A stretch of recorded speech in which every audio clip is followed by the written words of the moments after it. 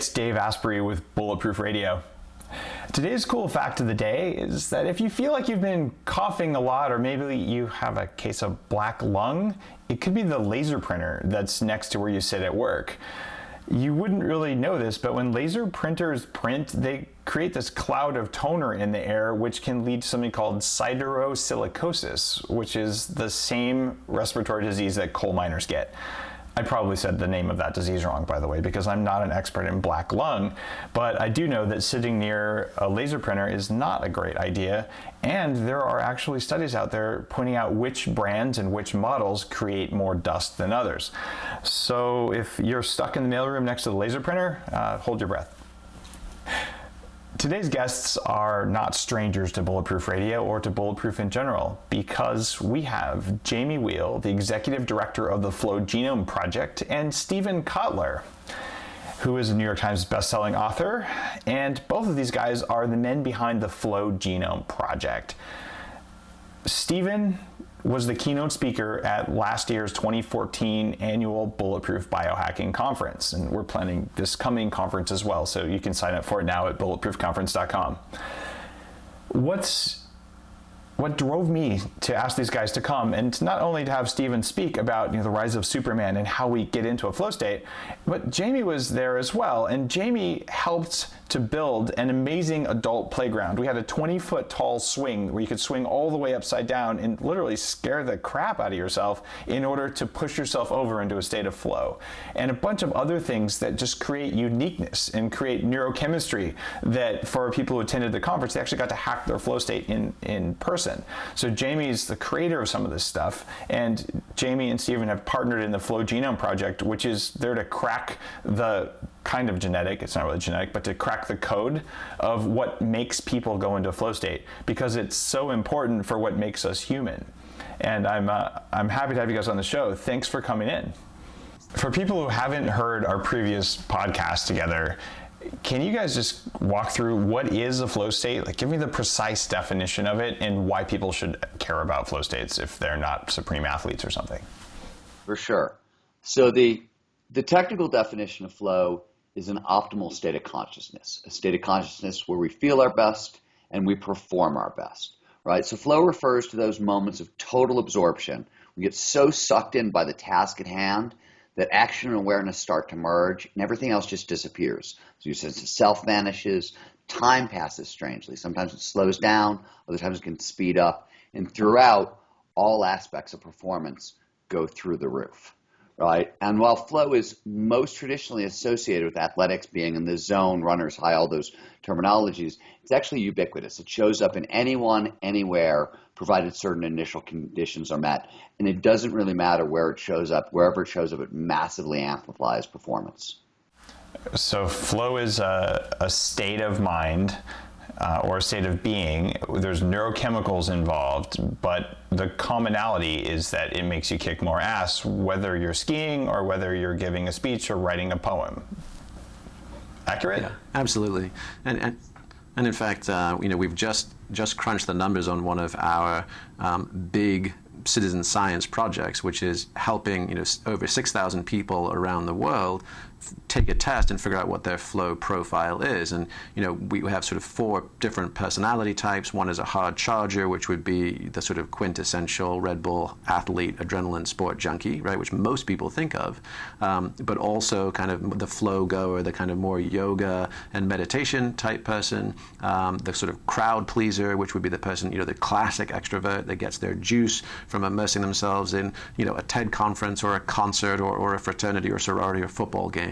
But what's interesting is that 48% of that 6,000 people around the world that have taken our flow profile to date test as deep thinkers. So they actually get into flow not through any of the kind of flashy, splashy stuff, but actually through quiet, considered reflection, creation. So this could be someone who is an artist, this could be someone who's a computer coder or a programmer, someone who's a solitary musician, someone who enjoys gardening, hiking, walking. So it's been fascinating for us to realize that despite where our own passions are and have come from in our roads to flow, that actually almost half of the folks out there who have experienced it actually come to it through the quiet and creative introspective pursuits. So that's the first misconception about flow that a lot of people have. Partly, probably, Steven, because you're always trying to catch up to all those professional skiers you like to hang out with on the slopes, and just because of this idea of athletic flow, running until you drop into the ground in some sort of a flow state. So if a huge number of people are getting into flow from a cognitive perspective, we're saying there's a state that may or may not be tied to what you're doing physically with your body, that may or may not be tied to your brain. So then what are rather than what causes flow, but what are the core elements of flow that anyone listening to this podcast could care about? Because I'm going to, after you tell me that, I'm going to talk about why I'm actually backing the Flow Genome Project, because it's pretty big news, at least from where I sit. So what are these common things that everyone's going to get out of it? What does it have in it, whether you're a skier or whether you're a coder or whether you just want to do whatever your art is best? So here's what we know, Dave. We know, and you mentioned a lot of things go on in the brain, right? During flow, there's lots of changes, including, as you mentioned, this kind of profound neurochemical cocktail. As a result of that neurochemical cocktail, flow massively amplifies motivation. It's now kind of referred to as the source code of intrinsic motivation, which is a fancy way of saying the state is really, really addictive. It feels really, really good. It's very, very addictive. Whatever produces the state, we want more of it, right?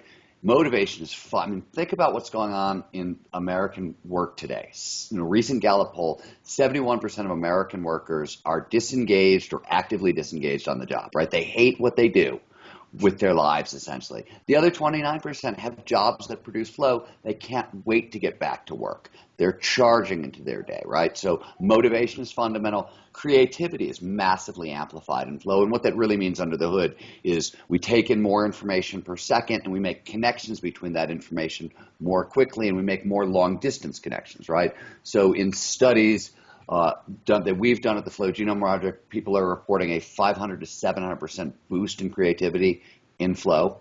So it's a massive uptick, and this has been, other people have found similar numbers, and even better with creativity. Teresa Mobley at Harvard figured out that heightened creativity outlasts the flow state itself, so it'll extend it to the next day, the day after, which suggests flow may actually train the brain to be more creative over the long haul. So you've got motivation, you've got creativity. Most importantly, flow accelerates learning, right? The more neurochemicals that show up during an experience, the better chance that experience moves from short-term holding into long-term storage. Flow, this huge neurochemical cocktail that we talked about, sort of cements things automatically. So, for example, studies run by the U.S. military and our friends at Advanced Brain Monitoring figured out that soldiers in flow, snipers in flow, learn 200 to 500% faster than normal. When they redid that experiment with novice marksmen, they found the time it took to train a novice up to the expert level in flow was cut in half. Flow can amplify learning 500%, right? Malcolm Gladwell's fable, 10,000 hours to mastery. The research shows that flow can cut that in half. So for anybody out there today doing anything, motivation, learning, creativity is astounding. We also know, and this is MaiTai, Csikszentmihalyi's research from back in the 60s and the 70s, so this has been extremely well validated.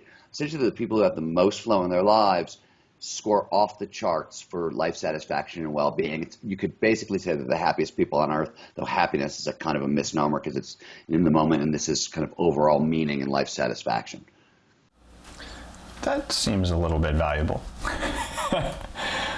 So people have gone literally to the ends of the earth. I'm thinking particularly of surfers who really value flow, and they get their flow from sort of engaging all of their faculties in looking for the next set and figuring out what wave and where to be, and then being in it. And that kind of an environment, people will literally go put on a dry suit and surf in Tofino on the island where I live, where it's basically Arctic waters all the way down to Guatemala, where the coffee comes from. It doesn't matter. Like, you can follow those waves anywhere because it's so important. They're willing to drop everything and change your life because you want to be in that state.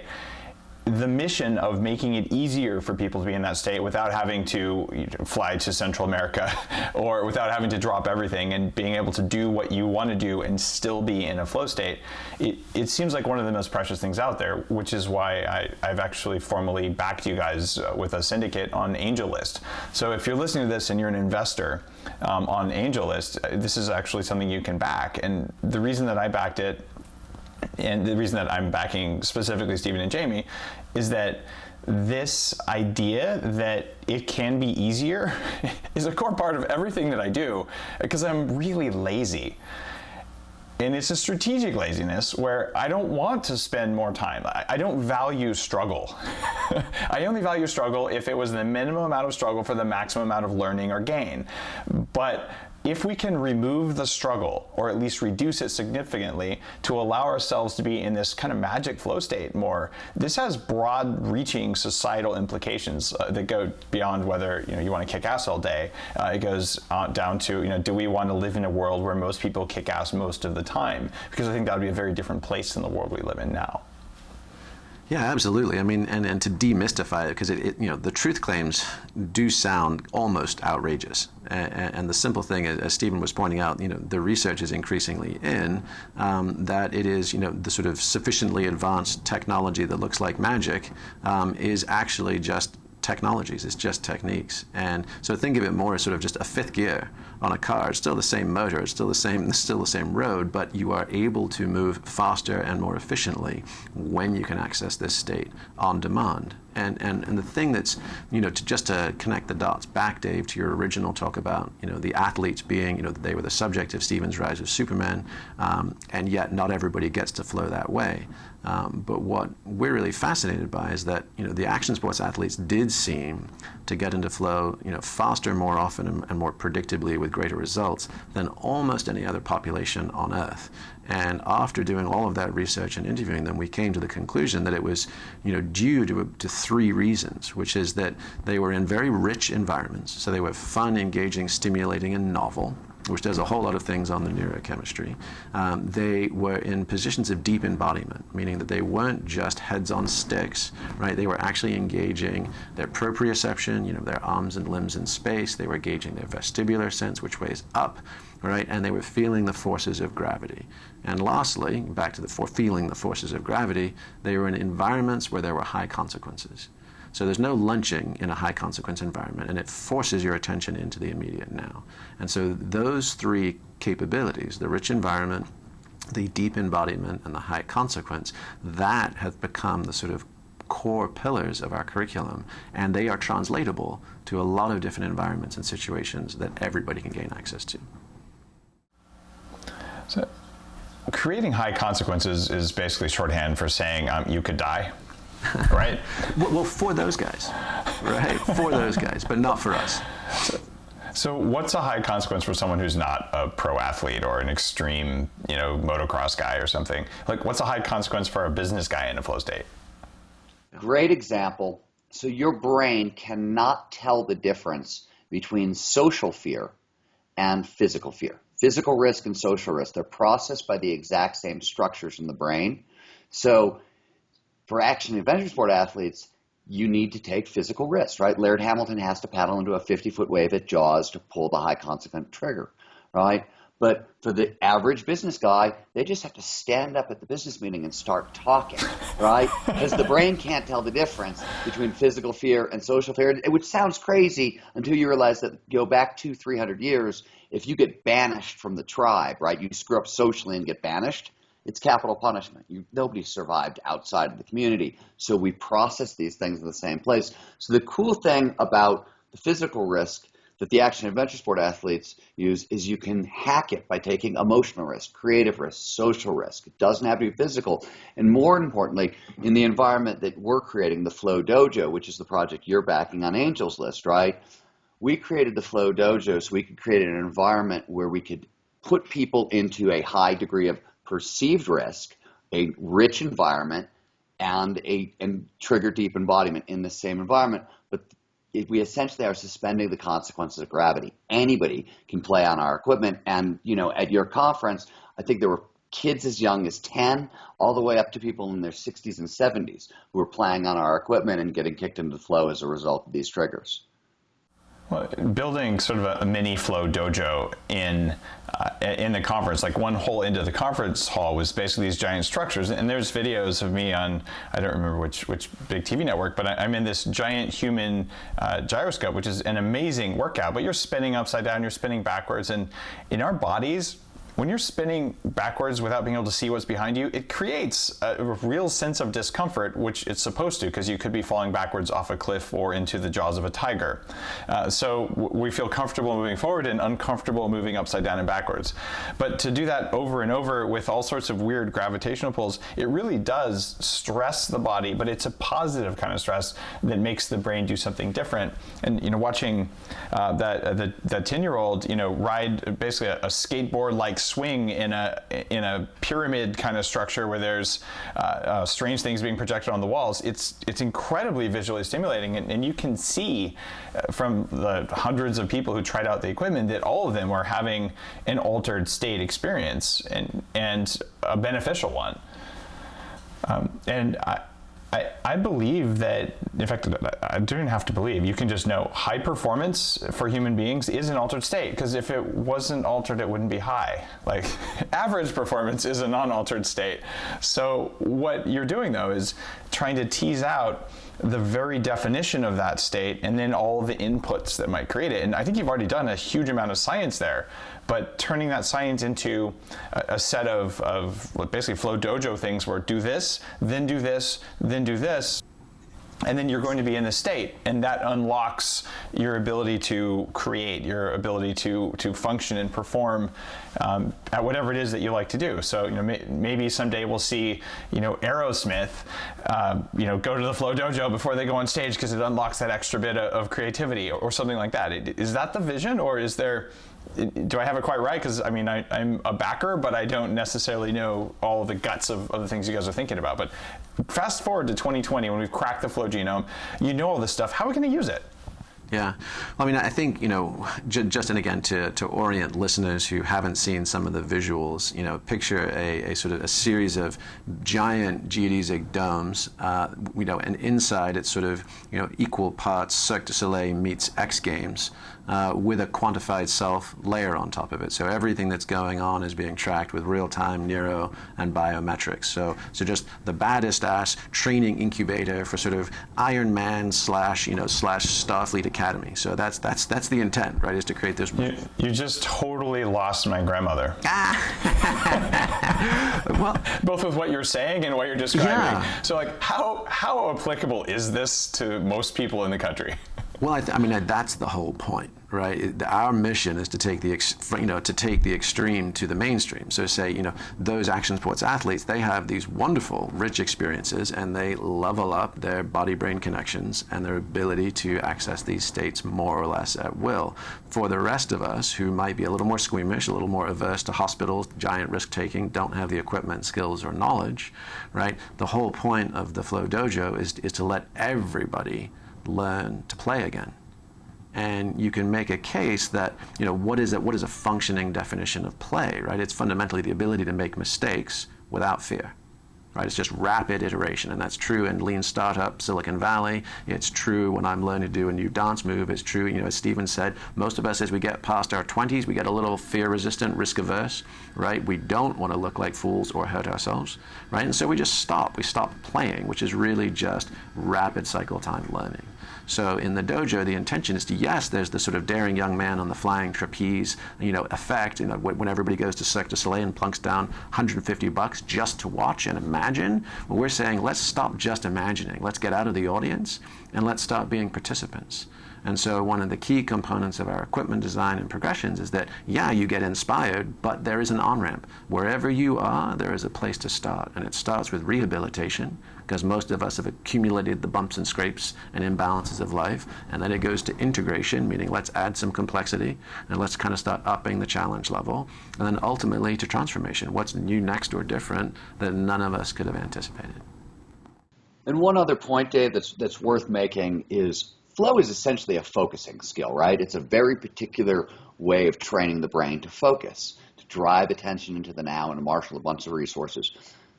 But the more flow you have, the more flow you have. So when I go out as a skier onto the hill and I get into flow, it means that the next day when I come back to my computer and I sit down to write, it's easier for me to get into the skill. I've strengthened those muscles, right? So the flow you're getting in the dojo, right, while you're playing, while we're using these kind of triggers that we know are really robust, translates the next day and the day after and the day after until you come back to the dojo to train again, right? So the skills immediately transfer out. It's not like, oh, wow, I can get into the flow in the dojo, but I can't do it in the real world. One supports the other. That makes sense. So once you're more comfortable with the flow state, it's easier to get into it. And my own experience is that way. I tend to go into state of flow when I'm giving like a public presentation. So I can just bring it. Things are easier than they otherwise would be. And partly that comes from training, and it's a state that I know that I can help to generate, but it helps to have some social risk where, like, if you go up on stage and you don't know what to say and you look like an idiot, well, then it doesn't feel very good. So I'm still, though, my grandmother, she's 94, and I visited her last week. She was watching videos on calculus. I'm not kidding. And actually there was like a YouTube video where they were like doing equations and graphing them out, and she was having a great time, which actually probably puts her in a flow state, but doesn't put me in a flow state. So if you're watching, hey grandma, but let's go down a level to my mom, right? So she's about 60, she has a cane. Is the Flow Genome Project going to be something that people there, or people who are 50 but not necessarily in at all physical shape, carrying an extra 40 pounds like half of Americans, are they going to be able to take advantage of this? Or is this sort of like, you need to be young and lean and strong? And I'm kind of wondering, where's the upper limit, or how would you apply this new set of knowledge that we're generating to helping people of all shapes and sizes and ages? Like, where are the bounds to the benefits that come from this? Sure. So the Scandinavians have a beautiful concept. It's known as 3-generational play. So they're starting to build in a lot of urban centers, a lot of learning parks and that kind of stuff. Basically, quote unquote, playground or physical fitness equipment that children, parents, and grandchildren can all use and derive value from. And, cool. Right? Yeah, it's awesome. And so we very much subscribe to that. And the idea is that, as we said, everything we do. So yes, there's the big kind of flashy, extreme playground equipment that we have, and it's wired for light and sound and biometrics so that we're not having to look at our watch to see what our fuel points are or something goofy like that. We're just experiencing it in the moment, right? So yeah, those are kind of the obvious things that people think about when they think about the Flow Dojo. But the real point is to say, hey, how do we become fully integrated, alive and alert in these bodies and brains of ours? And it's not that that's the only thing to do to make performance happen. It's just generally a weak link when most of us spend most of our days, heads on sticks, sitting and staring at screens and that kind of stuff. So it's a huge place of maximum leverage. And so our goal is to say, hey, look, can you bring can we rehabilitate our bodies and brains? Then can we up the ante and start progressing? And ultimately, can we get to places of, as Steven was saying, those places of heightened creativity, inspiration, and connection? So to give you a couple of examples, you mentioned the young boy who came to your Bulletproof conference, dragged his parents, did all that wonderful stuff, and spent every morning, in fact every day, surfing on that surf swing where you go back and forth. He loved it. We had a woman who was in her probably mid to late 50s who had told us that she had been a very high-performing athlete at an earlier stage in her life, had some, as very much in line with some of your advocacy, Dave, had an exposure to some chemicals in her later years that just rocked her world, and she had not been able to move or be in any way comparable to what she had in the past. And she got on that swing and struggled, as most folks do when they just first get used to sort of novel motion, and then something clicked for her. And when it clicked, she started crushing it. And she was skying. She was getting as high up and back on that thing as possible. Her face lit up and beamed. When she got off, she had tears down her face. And she said, I'd forgotten that I could move like that, and I never thought I could again. And so literally, the movement of her body unlocked memories and a knowing in her self system that she hadn't had access to until she had a safe way to basically get sensations and motor inputs that normally would require a roll of the dice and risk. So that was beautiful. And then there was an Army Ranger who showed up in a wheelchair, and he had been clipped by an IED in Afghanistan, and he was just drawn to the music, the commotion, the interest, the fun, and we reached out to him. We said, hey, how can we find a way to help you play? and we ended up bringing him over to one of the stations where there's cup stacking, which is sort of almost upside down juggling with solo cups is the quickest descriptor of it, but it's with, it's slightly more advanced equipment, and there's touch pads for time, so you get measured down to the hundredth of a second how quickly you can build and take these patterns down. And we had EEG headsets on, so he was able to wear an EEG headset to be able to track his neuroelectric activity that was nudging him into a flow state while performing a fine motor task, right, against skills and challenges. So our big invitation is, it is quite literally a big tent. It is the permission for everyone to play.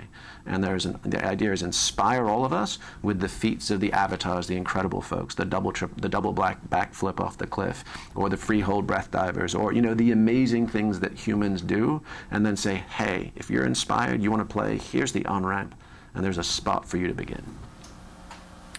That's really well put, and the fact that you're bringing up the cup stacking, there's all sorts of fine motor skills that if you do them with a time pressure, that can also put you in a flow state.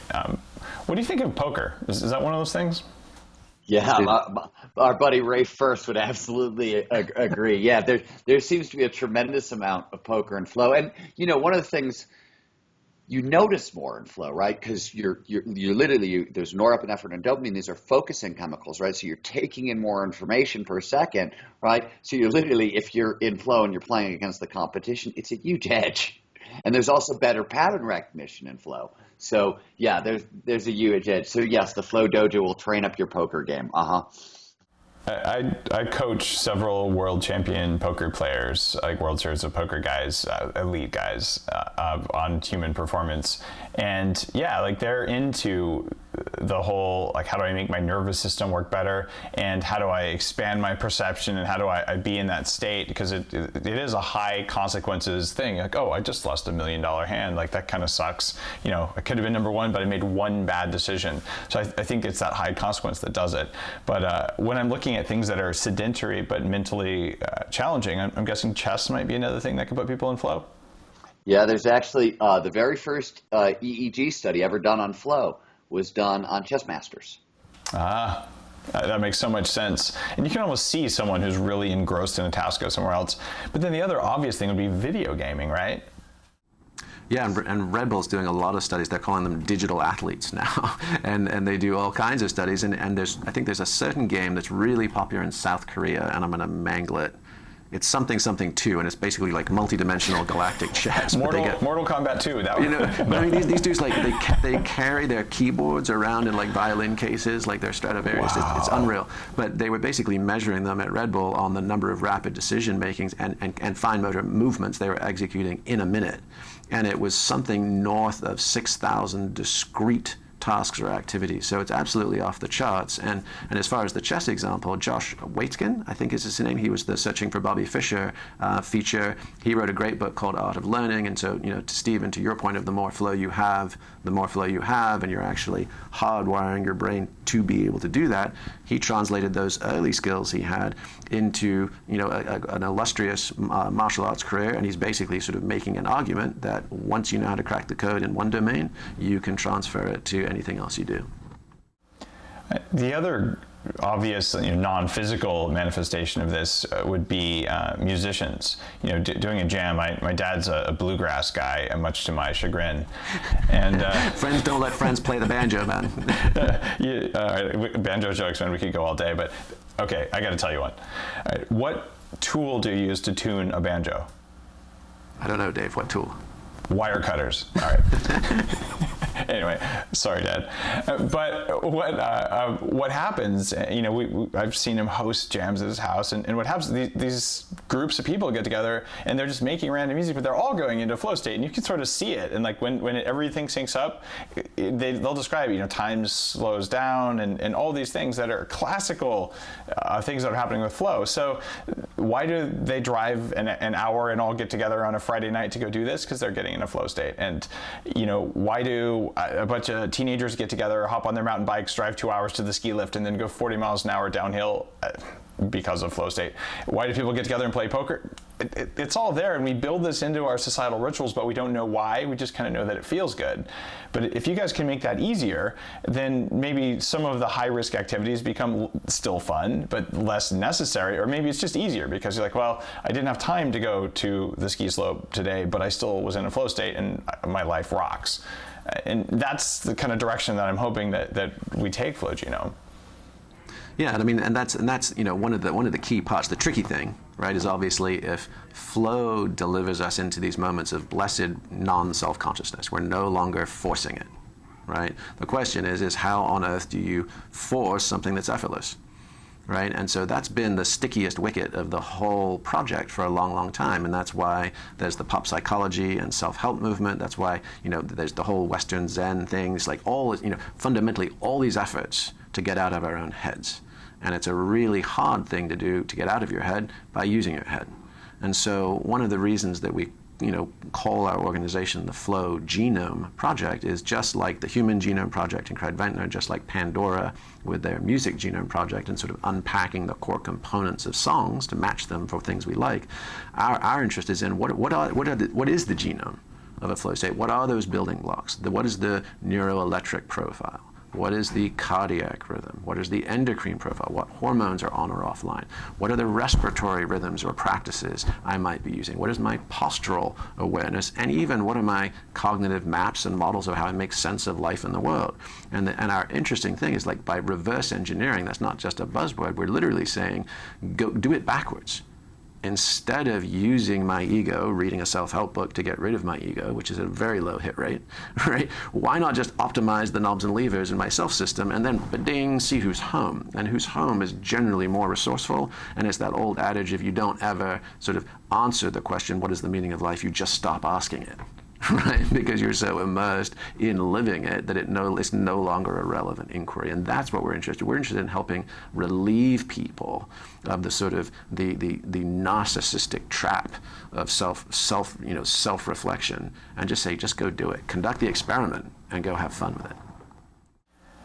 So Craig Venter, when he said, I'm going to spend $100 million and sequence my own genome, probably wasn't sure how he was going to make a living doing that, but I think he already had like $100 million, so he was doing all right. I could be completely bastardizing that story, but the bottom line is, I don't think there was a very clear business model. It was an academic model for the Human Genome Project, and it spun out huge amounts of knowledge and information about humanity and massive drug discoveries and just more knowledge than I think we know what to do with right now, which is awesome and amazing. But I had a chance to ask Craig recently at a Peter Diamandis event, and I said, so Craig, given all this knowledge that you have and this $100 million, could you give me some best practices today to keep me from dying or something? Or should we just drink pizza and beer until we have permanent proof? And his answer was, well, let's talk about that over pizza and beer. I don't want to give advice until I'm 100% certain. So number one, kudos to Craig for saying, let's talk about over pizza and beer, because it was funny.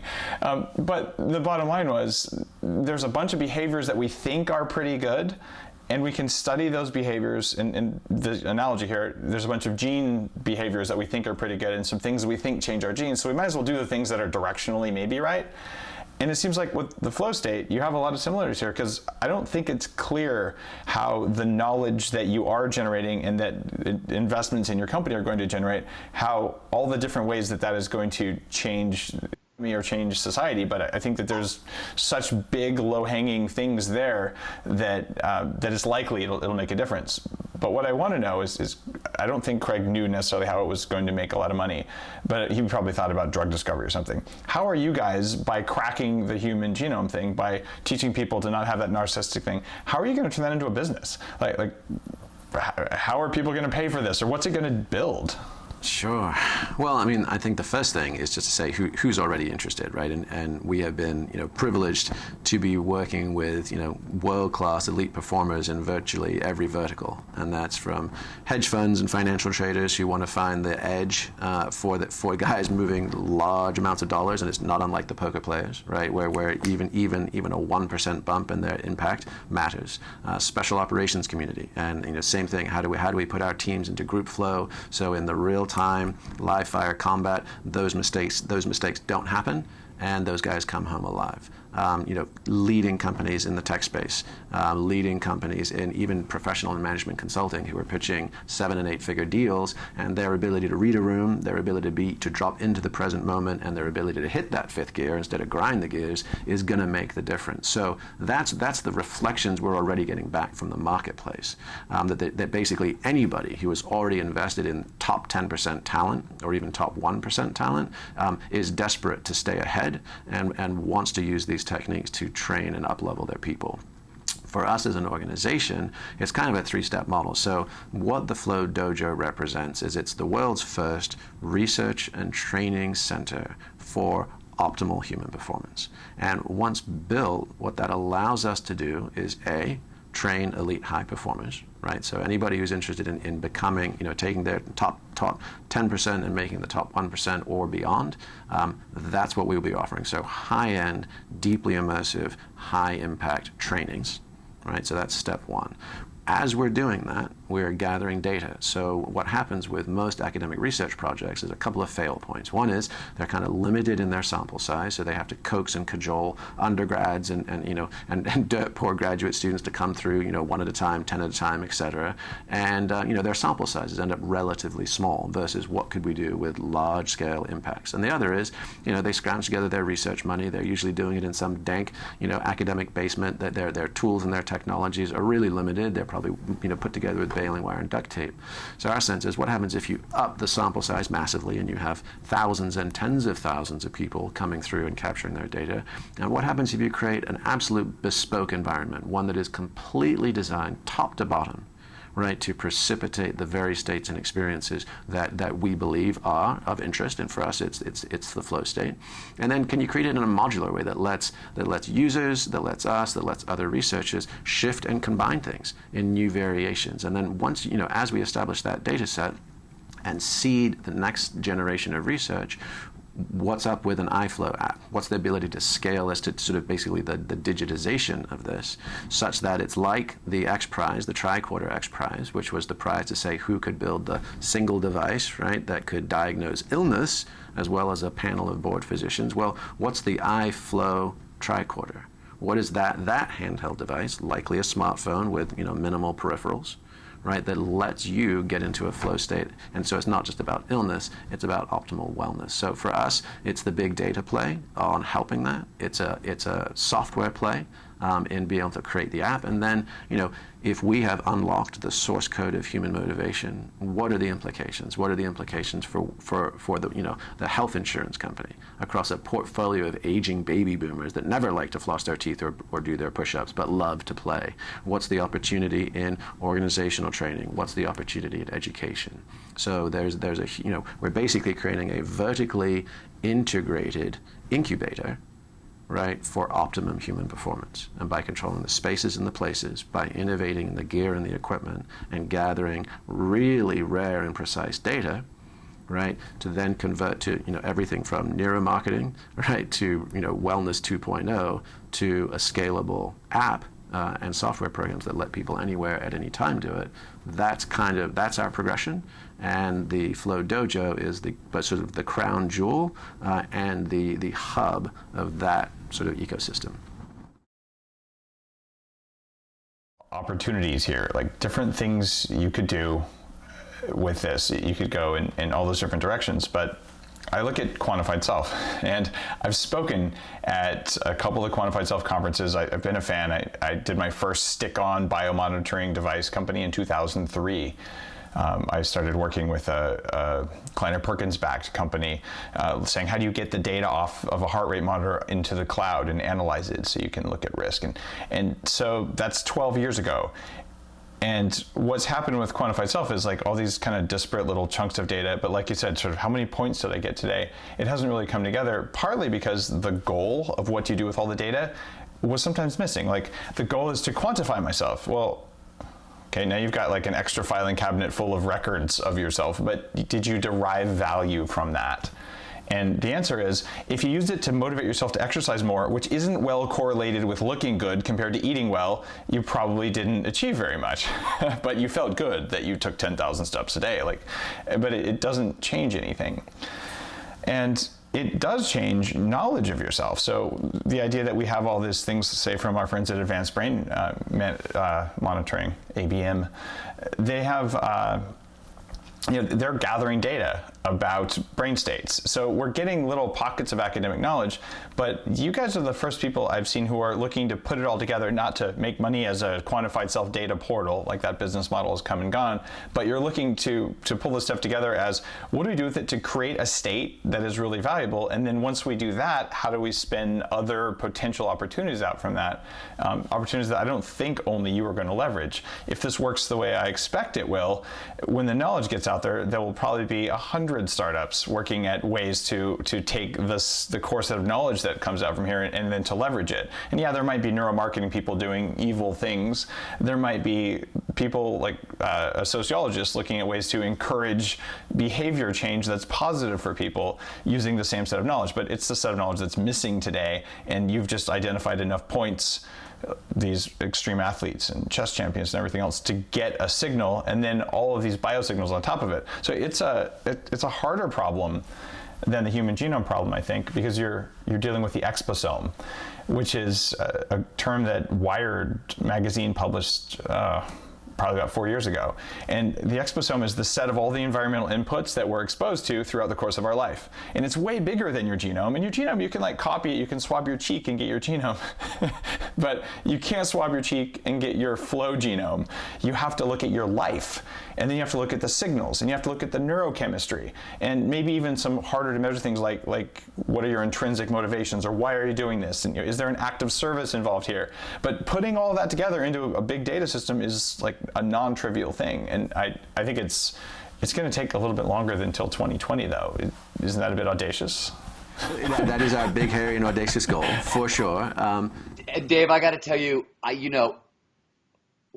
a biophysical-based flow detector, something that maps the psychology onto the neurobiology onto the physiology, which, even when we were first, putting this together 4 or 5 years ago, sounded kind of crazy. Because networks and sensors are, advancing exponentially, 5 years later, the technology it's coming online a lot faster than we thought. ABM just, came up with a pretty good group flow detector, right?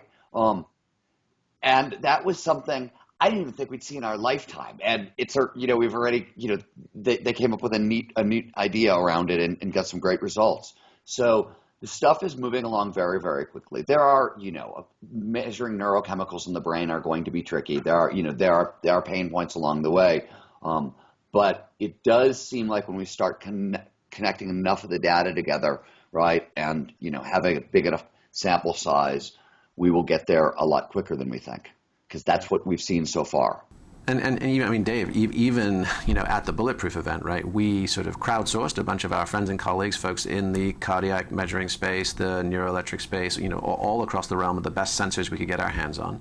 And without even programming it, just by having the dojo, right, we had this kind of cross-pollination. So suddenly we realized, oh, well, this sensor doesn't work well upside down or with a lot of head movement, but this other one does, and we can get clean data here, and there's an algorithm that lets us cross-reference it. So now we suddenly have cardiac data that's giving us an inferred correlation with, is our prefrontal cortex active? And you suddenly see the acceleration and innovation happening. We just came back from an event where we co-created an event with Advanced Brain Monitoring for a major athletic company and their innovation team. So the innovation team want to know, how do we stay on the cutting edge of what's next in creativity? And just by having those 4 or 5 folks, companies and tech folks together, playing together, we were starting to break down some of the silos. And if we get to the place, to your point, Dave, that quantified self-data for data's sake means very little. Right, it's that George Dyson, I think, said basically we entered the era of big data when the cost of keeping it became less than the cost of making the decision. So sort of big data by default. Our intention is instead of just gathering data or metrics or converting them to half-assed, patent pending, fuel points. I keep saying that. I shouldn't keep saying that, but you know what I mean. Corporately designed ersatz renditions. What we're trying to do is back it up from what you actually care about. which is I care about when I feel my best and I perform my best. Let's start with that. Let's have that be the metric, and everything else is just hidden inside. And so when you said it's like it's a tall order, and there's all, I forget your term. It wasn't exosome, was it? What was the term? It was exposome. Exposome. The Flow Dojo is built very much on sort of Montessori education principles, which is the idea that a deliberately designed environment, which takes a hell of a lot of work. It takes all the work you just described, but every user doesn't have to go through it themselves. But once that environment is done, right, and the learner walks in, then their learning experience is effortless and the teacher is invisible. So it's experiential architecture that we're really excited to be playing, because then done right, then the learning is just effortless and inevitable, which is, it should be for a flow place. Well, I'm sad that we're up on the end of the show, but I'm happy that I got a chance to hang out with you guys again. And I'm really excited to be backing the Flow Genome Project. And if you're on AngelList and interested in this stuff, it's angel.co/flow-genome-project. You can find out more about this.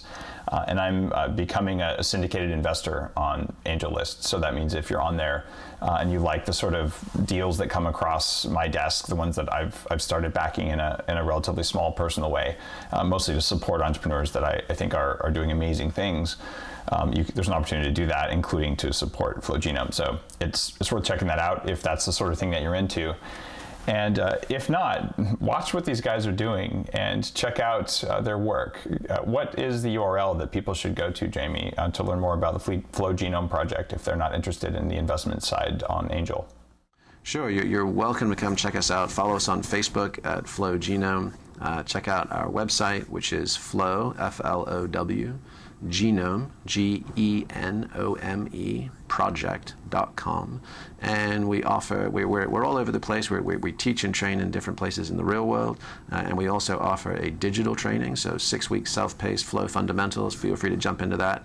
And just reach out. We are growing our community around the world of flow hackers. And our commitment is to create the largest citizen science project in optimal well-being in history. We're at 6,000 data points. We need to get to 10,000 to crack that mark. And once we do, we want to be able to open source it to the world. So, love to see you there. And right now is the time when I should be asking you what are your top 3 recommendations for kicking more ass, but I think I've already asked you guys that. So, what are the 3 easiest things people can do tomorrow to put themselves in a state of flow? Steven. Thanks, Jamie. Okay, first thing you're going to need is a helicopter and a couple of elephants. Great, I've got those.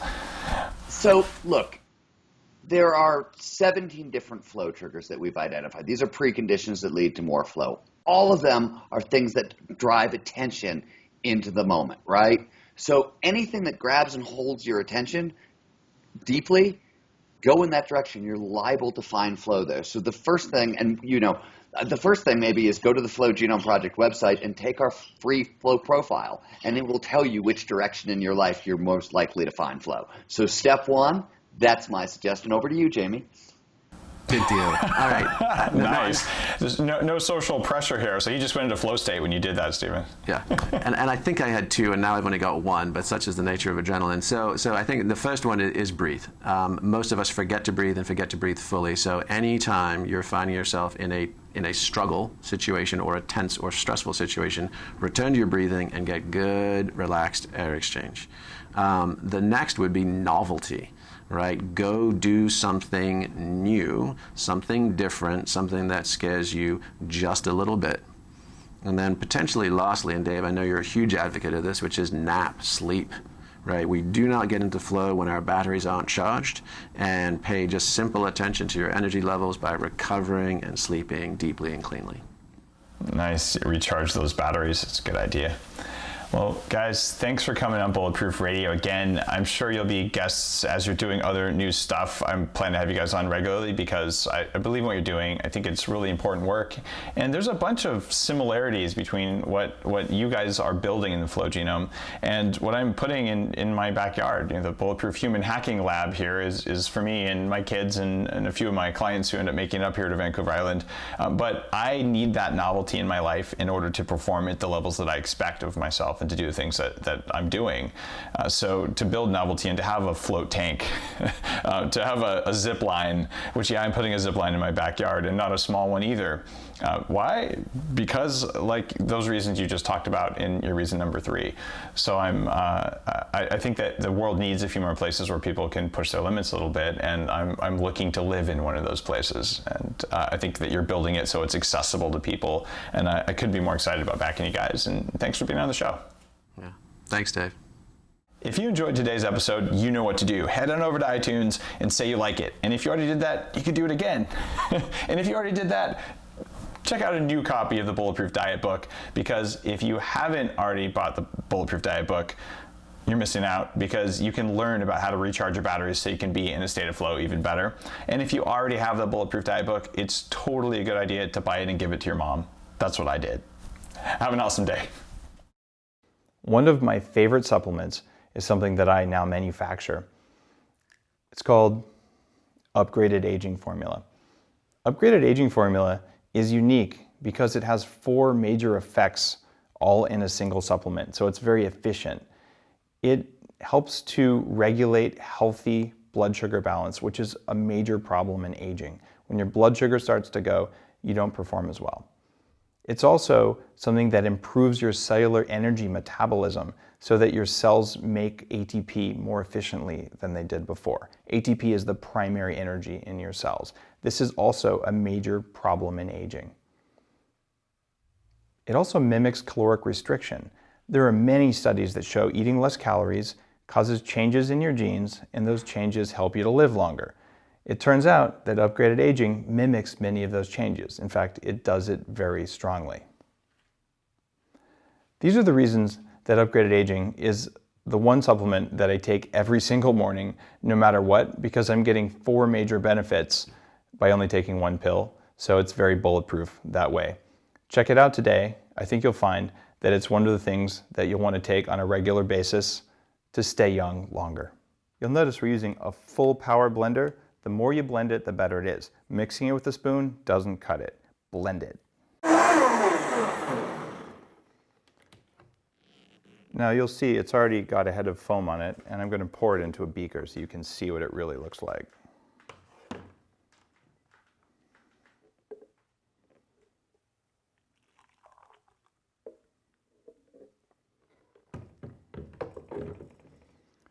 See the head of foam that's formed on it? This is similar to what you get with a latte.